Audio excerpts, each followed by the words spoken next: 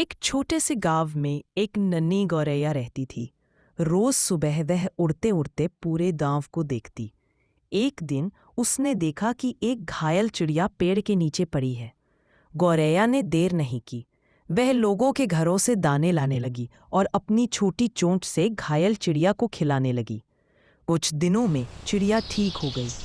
जाते जाते उसने कहा, तुम्हारी दया ने मुझे नया जीवन दिया। उस दिन से गांव में यह बात फैल गई कि सच्ची दया आकार नहीं देखती, बस